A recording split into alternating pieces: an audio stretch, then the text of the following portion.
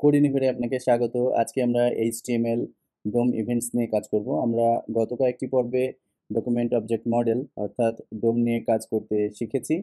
আপনারা যারা আগের পর্বগুলো মিস করেছেন প্লিজ দেখে আসুন, কারণ আগের পর্বতে অনেক কিছুই দেখানো হয়েছে যেটা আজকের পর্বে কাজে লাগবে। তো ওইটা যদি না দেখে থাকেন তাহলে আজকের পর্বে কিছু কিছু জায়গায় আপনাদের বুঝতে অসুবিধা হবে। প্লিজ দেখে আসুন। চলুন শুরু করছি।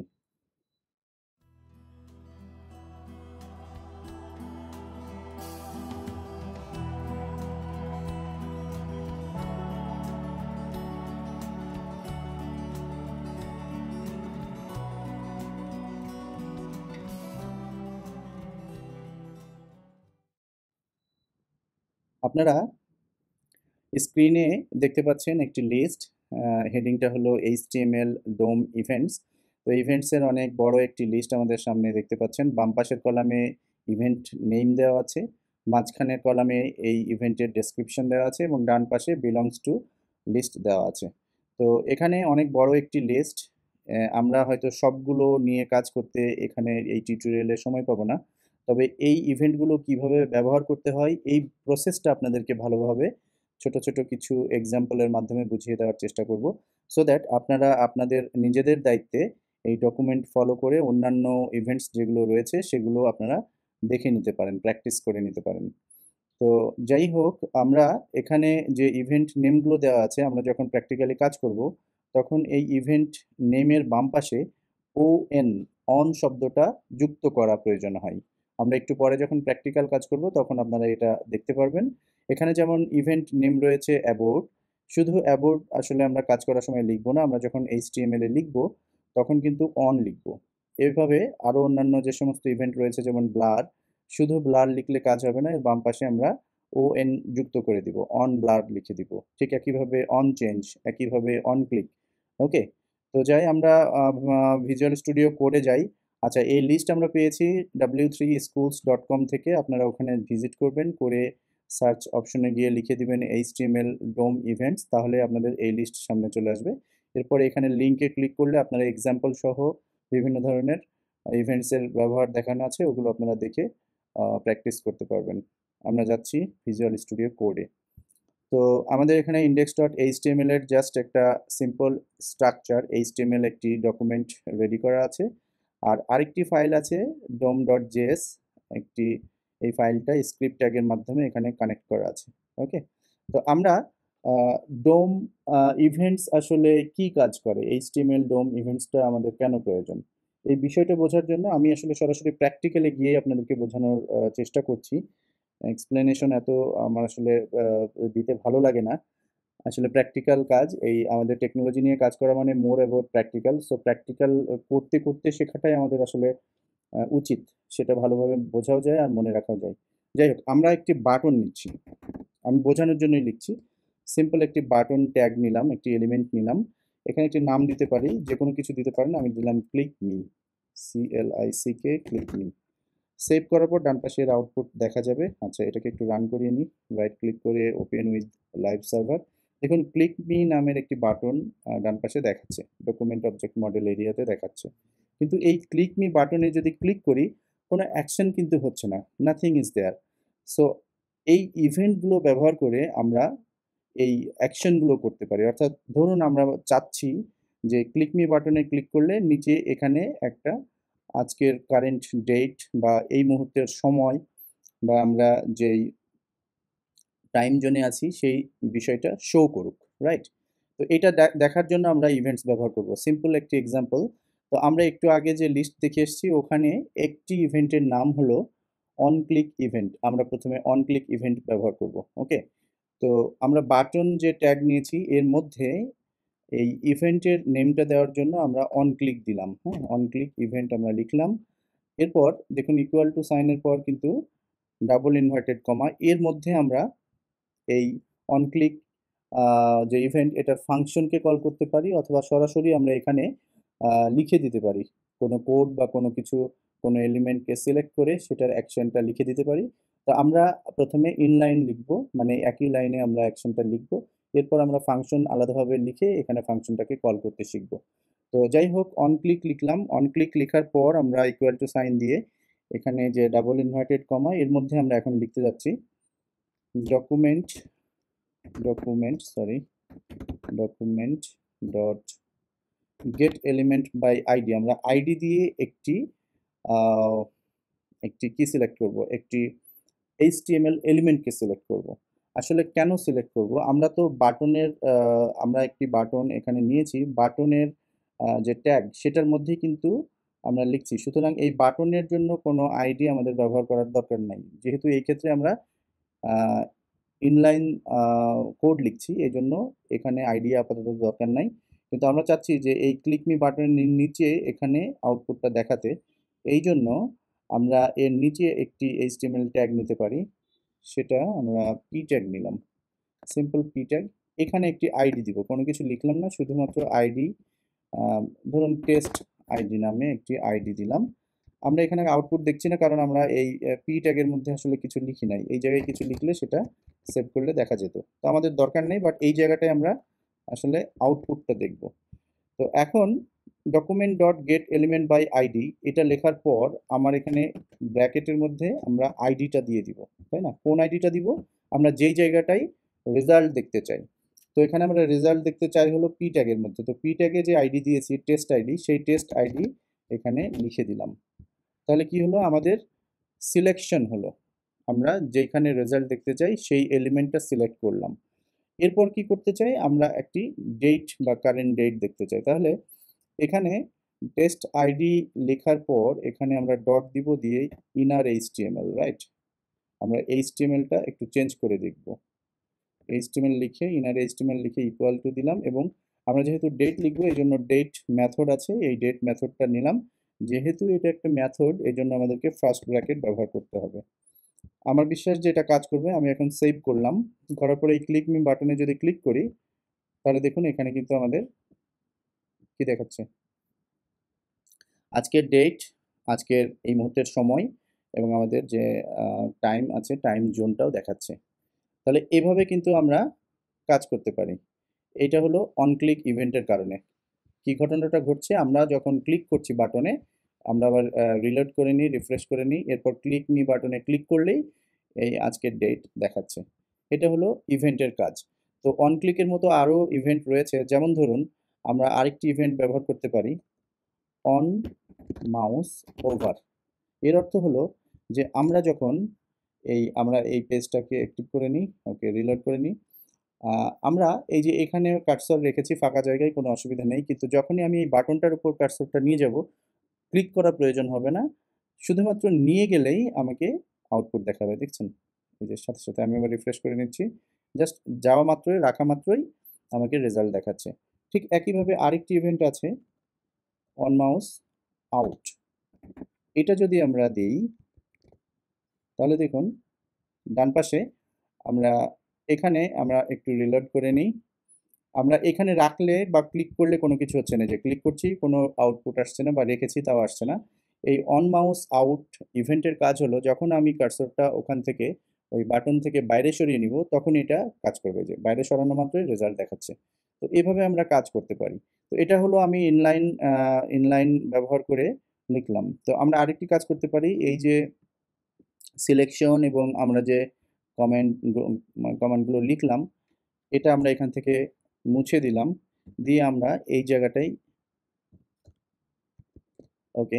এখন যেটা করব যে আমরা একটি ফাংশন লিখব, এখানে স্ক্রিপ্ট ট্যাগের মাধ্যমে dom.js কানেক্ট আছে, তাহলে js ফাইলে আমরা চলে যাই, গিয়ে একটি ফাংশন লিখব, এবং পরে আমরা এই ফাংশনটাকে কল করব এইখানে, এই জায়গাটায় আমরা এই ফাংশনটার নাম বসিয়ে দিব। তো ফাংশন লিখে আমরা ফাংশন কিওয়ার্ড ব্যবহার করলাম। এরপর যেটা করতে হয়, আমাদেরকে একটি ফাংশনের নাম দিতে হয়, ধরুন xyz আমি নাম দিলাম, এবং ফার্স্ট ব্র্যাকেট, এরপর কার্লি ব্রেসেসের মধ্যে আমরা অন্যান্য কোড লিখব। তো প্রথম কাজ হবে যে আমরা সিলেকশনটা করব, সিলেকশনটা করে একটা জায়গায় ভেরিয়েবলের মধ্যে রাখবো। তাহলে আমরা কনস্ট ব্যবহার করলাম, এক্স নামে একটি ভেরিয়েবল নিলাম, এর মধ্যে আমি কি রাখবো, এক্স এর মধ্যে রাখবো যে আমি কোথায় রেজাল্ট দেখতে চাই, কোথায় দেখতে চাই, সেটা হলো এই যে পি ট্যাগ নিয়েছি, এর একটি আইডি রয়েছে টেস্ট আইডি, এই জায়গাটায় রেজাল্ট দেখতে চাই, তাহলে এই আইডিটাকে আমি সিলেক্ট করব। তো এখানে আমরা জেনেছি যে কিভাবে সিলেক্ট করতে হয়, document dot get element by ID. এখানে কোয়াইডি সিলেক্টরও আমরা ব্যবহার করতে পারি, আমরা যেভাবে, বা ক্লাস নেম দিয়েও সিলেক্ট করতে পারি, কোনো অসুবিধা নেই, আমি আইডি দিয়ে কাজটা করছি। আইডি এর উইদিন ব্র্যাকেট আমরা লিখে দিব টেস্ট আইডি, যে নামটা দিয়েছিলাম টেস্ট আইডি দিলাম। তাহলে কি হলো, আমাদের এক্স নামে যে ভেরিয়েবল ডিক্লেয়ার করলাম সেটার মধ্যে আমি এই সিলেকশনটা করে রাখলাম, রাইট। সিলেকশন শেষে আমরা এখন যেটা করব, বাকি কাজ আমরা কিভাবে হলো, ওকে। এখন আমি এক্স ডট কি করতে চাই, আমরা রেজাল্ট দেখতে চাই, তাই না? কি দেখতে চাই, ডেট দেখতে চাই।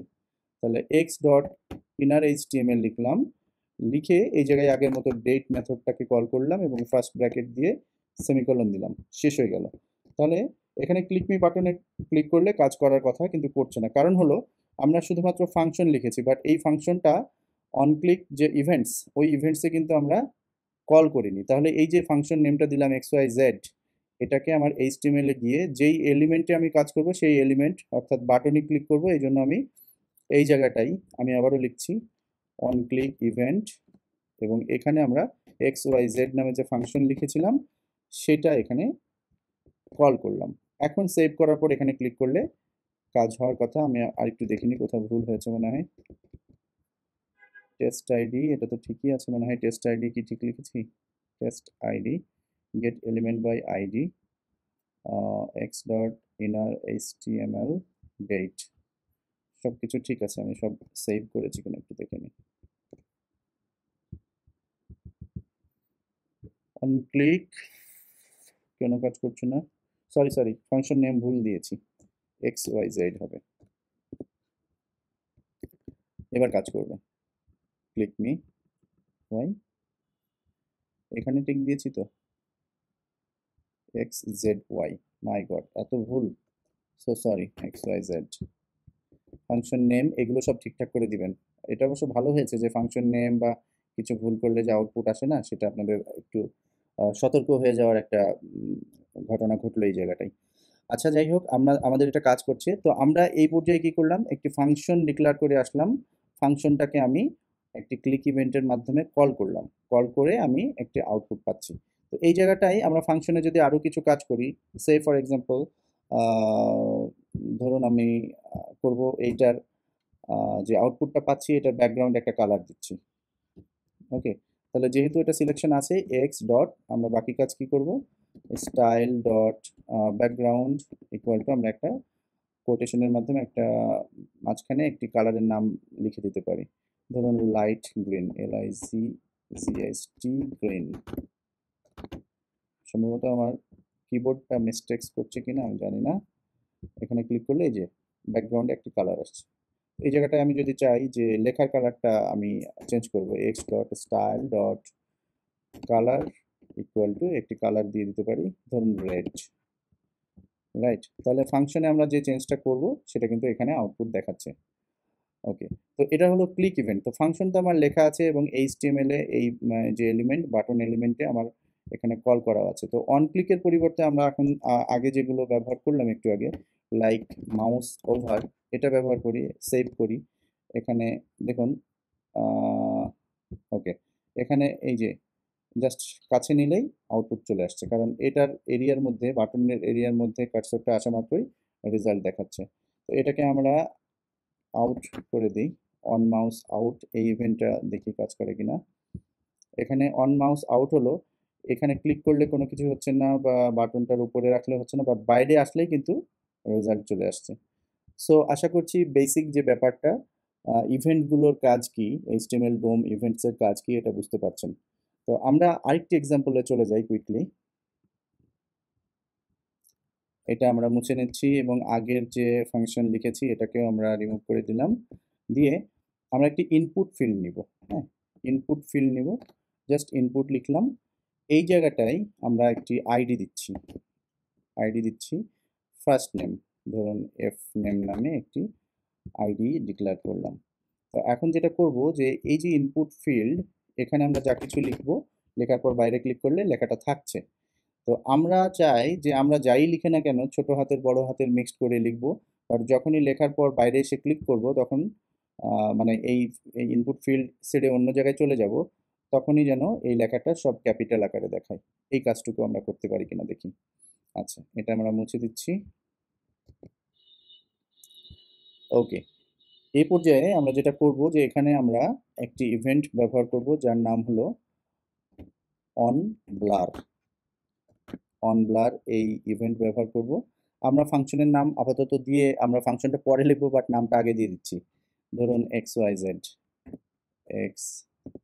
ওয়াই জেড ফাংশনের জন্য আমাকে ফার্স্ট ব্র্যাকেট দিতে হবে।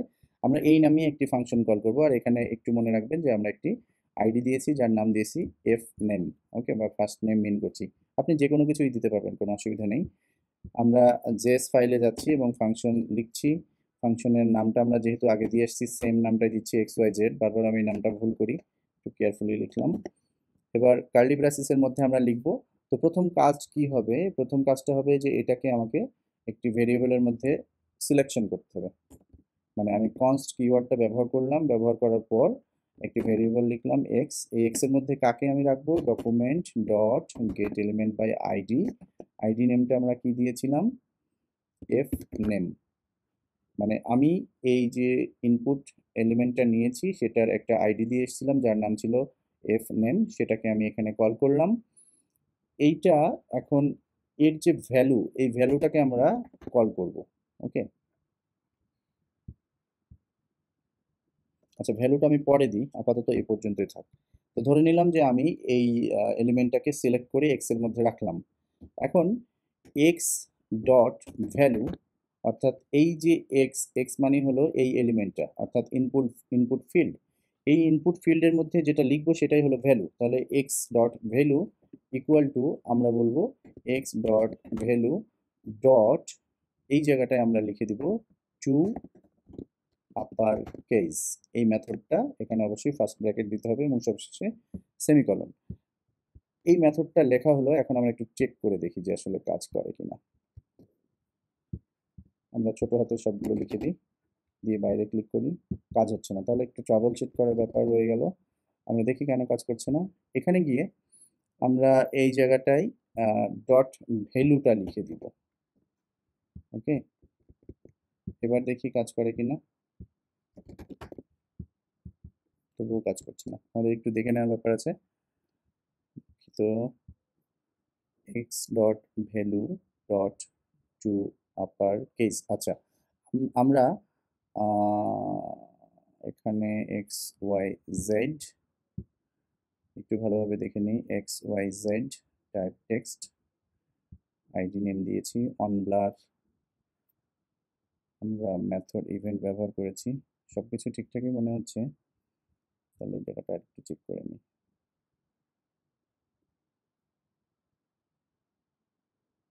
ও, এখানে আমরা যে আইডি নেমটা দিয়েছি অবশ্যই আমাদের সিঙ্গেল কোট বা ডাবল কোটের মধ্যে লেখা উচিত ছিল, রাইট?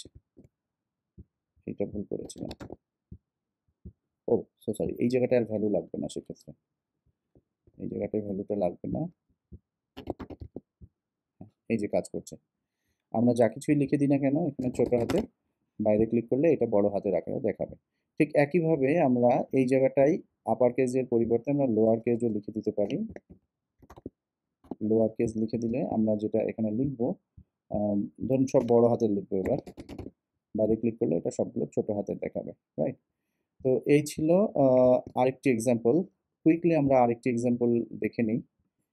আমরা এটাকে রিমুভ করলাম এবং ডোম ডট জেএস ফাইলের ফাংশনটাকেও রিমুভ করে নিলাম। ইন্ডেক্স ডট এইচটিএমএল এ আমরা একটু সিলেক্ট করব। সিলেক্ট যে এলিমেন্ট রয়েছে, ট্যাগ রয়েছে, সেই সিলেক্ট ট্যাগ ব্যবহার করলাম। করে এই জায়গাটায় আমরা একটি আইডি দিয়ে নিই, ধরুন সিলেক্ট আইডি। ইচ্ছা মতো নাম দিবেন আপনারা।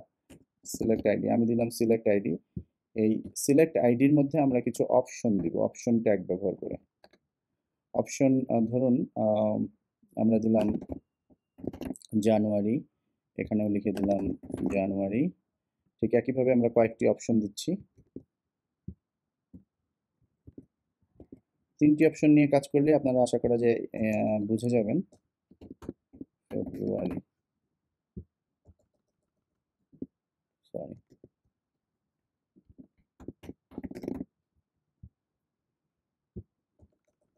এবং শেষেরটা আমরা মার্চ মাসের নামটা দিয়ে দিলাম। ওকে, মার্চ। ডান পাশে দেখুন এই যে আমরা সিলেক্ট ট্যাগ ব্যবহার করার জন্য এই সিলেকশন টাইপের অপশন এসছে এবং ভিতরে যে অপশনগুলো দিয়েছি লিখেছি সেগুলো আমাদেরকে দেখাচ্ছে। তো আমরা এমন একটি ইভেন্ট ব্যবহার করব যে ইভেন্টের নাম হলো অন চেঞ্জ। অন চেঞ্জ ইভেন্টে আমি যেটা সিলেক্ট করব সেটা যেন এখানে আউটপুটটা দেখাই। তো আউটপুটটাও আমরা একটা পি ট্যাগে দেখব। এখানে আমরা একটি পি ট্যাগ নিচ্ছি, প্যারাগ্রাফ ট্যাগ নিচ্ছি এবং এখানে একটি আইডি দিব। যেহেতু আমরা রেজাল্ট দেখবো আমি জাস্ট আইডি নেমটা রেজাল্ট লিখে দিলাম। ওকে, এখানে কিছু দেখাচ্ছে না কারণ আমরা এই জায়গাটায় কোনো কিছু লিখছি না। এখানে লিখে সেভ করলে এখানে দেখাবে, অর্থাৎ রেজাল্টটা আমরা এখানে দেখবো। কি দেখবো আসলে রেজাল্ট আমরা একটু মুছে দিই। রেজাল্ট দেখবো হলো আমি যেটা সিলেক্ট করবো, ধরুন ফেব্রুয়ারি সিলেক্ট করলাম, এখানে ফেব্রুয়ারিটা দেখাবে। এখানে আমি মার্চ সিলেক্ট করবো, এখানে মার্চ দেখাবে। এখানে জানুয়ারি সিলেক্ট করবো, এটা জানুয়ারি দেখাবে, লাইক দিস। তো এটা করার জন্য আমরা কয়েকটি কাজ আমাদেরকে করতে হবে। এখানে সিলেক্ট যে ট্যাগ নিয়েছি এখানে একটি ইভেন্ট লিখতে হবে যার নাম হলো অন চেঞ্জ। বিফোর দ্যাট আমরা এখানে একটু ফাংশন লিখে আসি। তো ফাংশন লিখলাম, ফাংশনের নাম আমি কমনলি দিচ্ছি XYZ এবং কার্লি ব্রাসেসের মধ্যে একটি ফাংশন লিখবো। তো আমাদের প্রথম দুটো কাজ এখানে এখানে কিন্তু দুটো বিষয়কে কল করতে হবে, সিলেক্ট করতে হবে। প্রথমটা হলো যে আমি যেখান থেকে সিলেক্ট করব, যে এলিমেন্ট থেকে, এটা হলো সিলেক্ট এলিমেন্টের মধ্যে রয়েছে। তাহলে সিলেক্ট এলিমেন্টের কিন্তু আমি একটি আইডি দিয়ে আসছি, তাই না? সিলেক্ট এলিমেন্টের আইডি দিয়েছি, সিলেক্ট আইডি।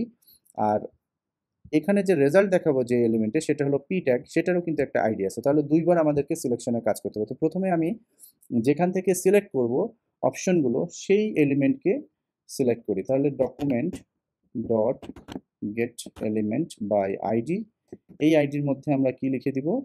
আইডির মধ্যে লিখবো সিলেক্ট আইডি, তাই না? Select ID.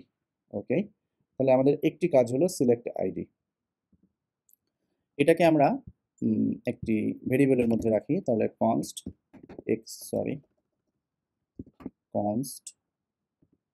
x equal to আমাদের এই ভ্যালুটা। ওকে, এর পরের লাইনে আমরা যেটা লিখব যে x ডট, তাহলে আমাদেরকে এখন আবার সিলেকশন করতে হবে কি, আমি এই যে সরি এক্স ডট কেন লিখছি, আমরা জাস্ট সিলেকশন করবো document dot get element by ID, যেখানে রেজাল্ট দেখতে চাই সেটার নাম দিয়েছিলাম রেজাল্ট। পি ট্যাগের যে আইডি সেটা হলো রেজাল্ট নামে দিয়েছিলাম, এখানে লিখলাম ডট, এখানে কি লিখবো আমরা, ইনার এইচটিএমএল ইকুয়াল টু আমরা কি লিখে দিতে পারি, x, right? Inner equal to x. আচ্ছা দেখি এবার কাজ করে কিনা। এখানে ইন্ডেক্সে গিয়ে আমাদেরকে ইভেন্ট নেমটা দিতে হবে, ওটার নাম ছিল অন চেঞ্জ, এবং আমরা যে ফাংশনটা লিখেছি সেটার নাম ছিল XYZ। এই ফাংশনটাকে এখানে উল্লেখ করে দিতে হবে। ওকে, এখন আমাদের হয়তো কাজটা করবে, আমরা দেখি। সেভ করার পর একটু সিলেক্ট করি। ওকে, তাহলে কোথাও ভুল আছে। সিলেক্ট এলিমেন্ট, আমরা এই জায়গাটায় ভুল করেছি।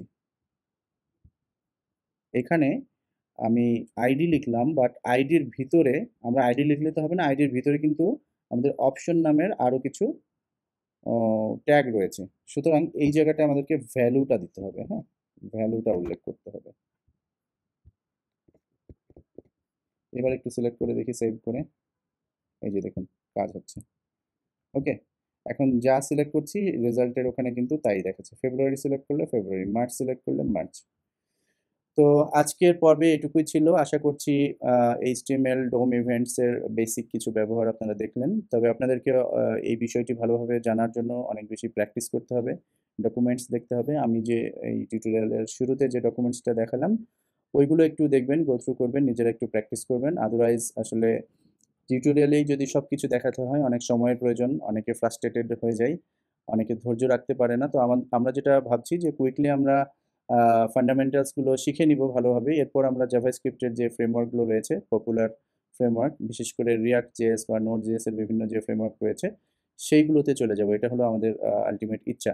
ভালো থাকবেন, সুস্থ থাকবেন। নেক্সট পর্বে আবার দেখা হবে। Thank you very much.